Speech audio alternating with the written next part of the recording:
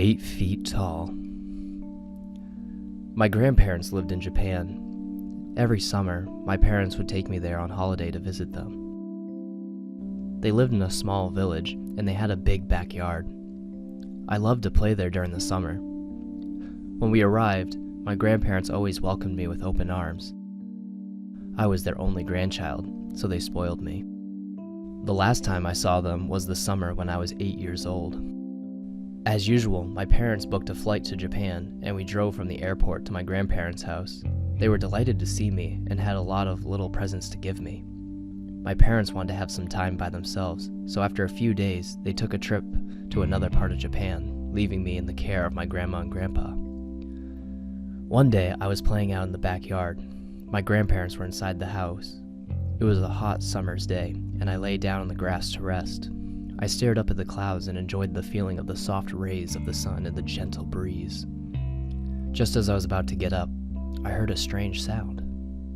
Po, po, po, po, po, po.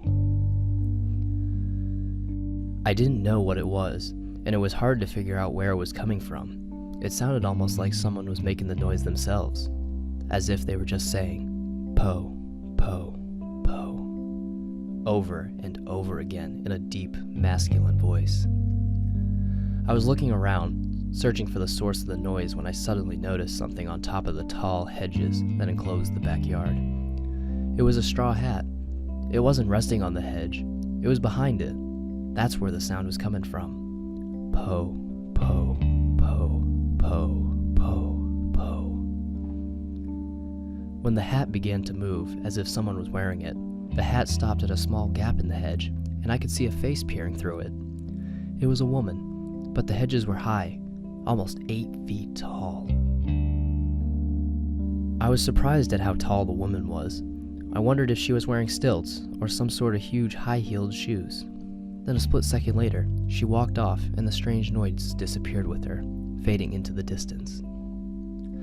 Bewildered, I got up and wandered it back into my house. My grandparents were in the kitchen drinking tea.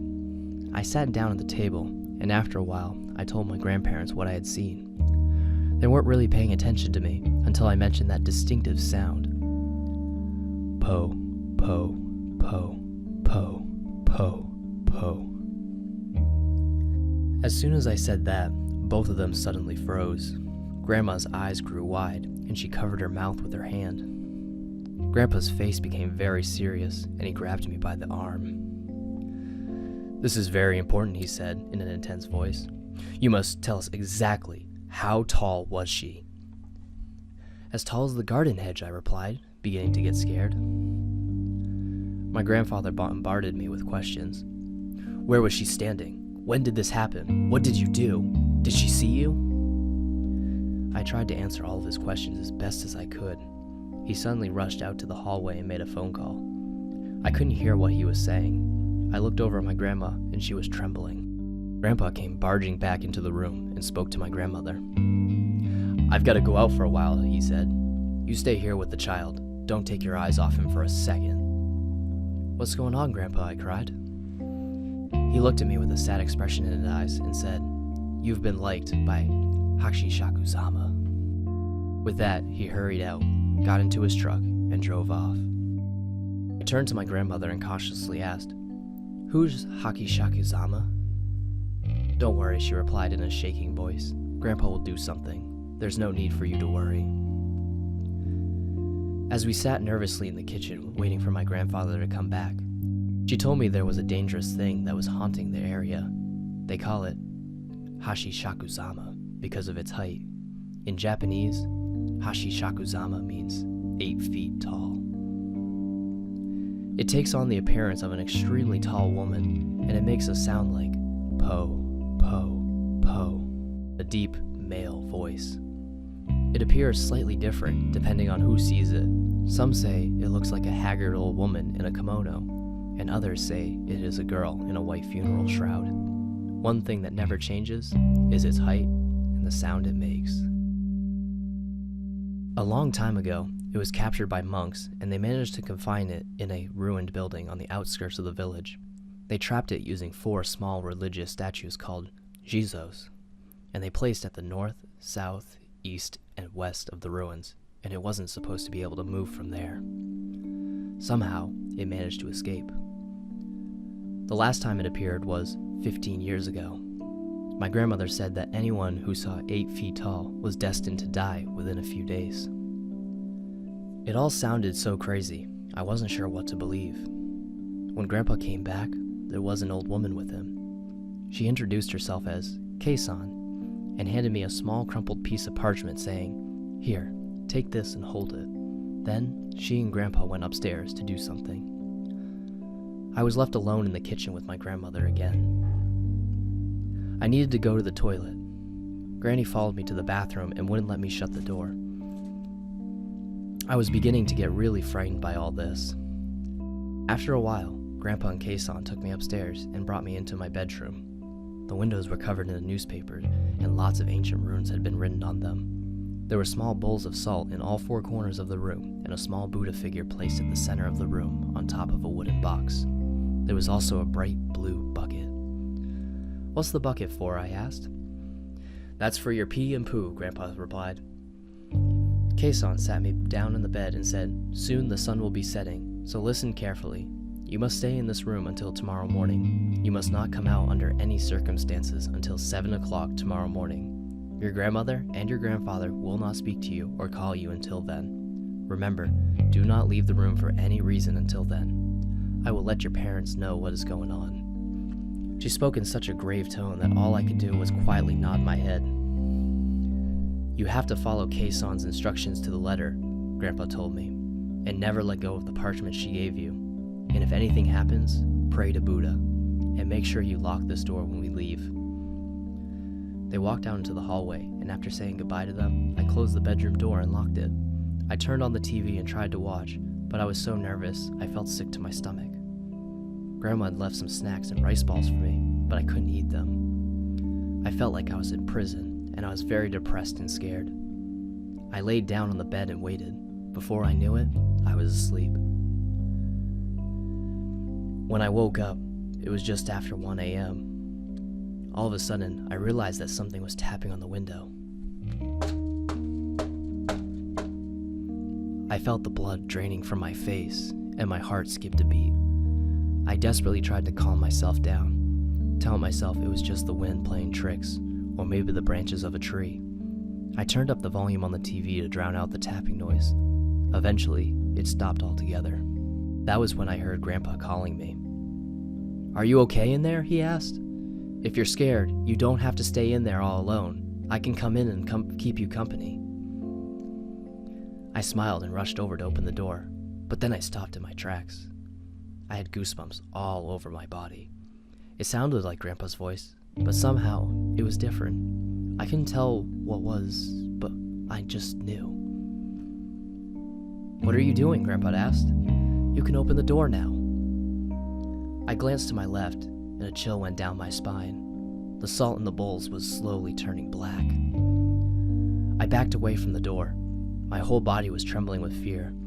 I fell to my knees in front of the Buddha statue and clenched the piece of parchment tightly in my hands.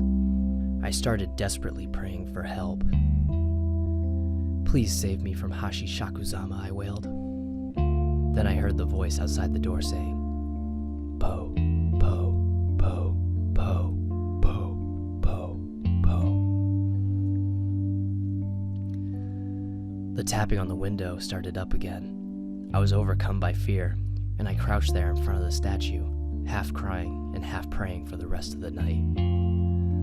I felt like it would never end, but eventually it was morning. The salt in all 4 bowls was pitch black. I checked my watch. It was 7:30 a.m. I cautiously opened the door. Grandma and Kei-san were standing outside waiting for me. When she saw my face, Grandma burst into tears. "I'm so glad you're still alive," she said. I went downstairs and was surprised to see my father and mother sitting in the kitchen. Grandpa came in and said, "Hurry up, we've got to get going." We went to the front door, and there was a large black van in the driveway. Several men from the village were standing around it, pointing at me and whispering, "That's the boy." The van was a 9-seater, and they put me in the middle, surrounded by 8 men. Kei-san was in the driver's seat. The man on my left looked down at me and said, "You've got yourself in quite a spot of trouble. I know you're probably worried. Just keep your head down and your eyes shut. We can't see it, but you can. Don't open your eyes until we've got you safely out of here." Grandpa drove in front, and my dad's car was following behind. When everyone was ready, our little convoy started moving. We were going fairly slow, around 20 kilometers per hour, or maybe less. After a while, Keisan said, "This is where it gets hard," and started mumbling a prayer under her breath. That was when I heard the voice. Po, po, po, po, po, po, po. I clutched the parchment Keisan had given me tightly in my hand. I kept my head down, but I peeked outside. I saw a white dress fluttering in the breeze. It was moving along with the van. It was Hachishakusama. She was outside the window, but she was keeping pace with us. Then suddenly, she bent down and peered into the van. "No!" I gasped. The man behind me shouted, "Close your eyes!" I immediately shut my eyes as hard as I could and tightened my grip on the piece of parchment. Then the tapping began. The voice became louder. Po, po, po, po, po, po, po. There was tapping on the windows all around us. All of the men in the van were startled and on edge, muttering nervously to themselves. They couldn't see 8 feet tall, and they couldn't hear her voice, but they could hear her tapping on the windows. Keisan started praying louder and louder until she was almost shouting. The tension inside the van was unbearable. After a while, the tapping stopped and the voice disappeared. Keisan looked back at us and said, "I think we're safe now." All of the men around me breathed a sigh of relief. The van pulled over to the side of the road and men got out. They transferred me into my dad's car. My mother held me close and tears were running down her cheeks. Grandpa and my father bowed to the men and they went on their way. Keisan came to the window and asked me to show her the piece of parchment she had given me. When I opened my hands, I saw that it had gone completely black. "I think you'll be okay now," she said, "but just to be sure, hold on to this for a while." She handed me a new piece of parchment. After that, we drove straight to the airport and Grandpa saw us safely on the plane. When we took off, my parents breathed a sigh of relief. My father told me he had heard about 8 feet tall before. Years ago, his friend had been liked by her. The boy disappeared and was never seen again. My father said there were other people who had been liked by her and lived to tell about it. They all had to leave Japan and settle down in foreign countries. They were never able to go back into their homeland. She always chooses children as her victims. They say it's because children are dependent on their parents and family members. This makes them easier to deceive when she poses as their relatives. He said the men in the van were all blood relatives of mine, and that's why they had been sitting all around me, and why my father and Grandpa had been driving in front and in back. It was all done to try and confuse Hachishakusama. It took a while to contact everyone and get them all together, so that's why I had to be confined in the room all night.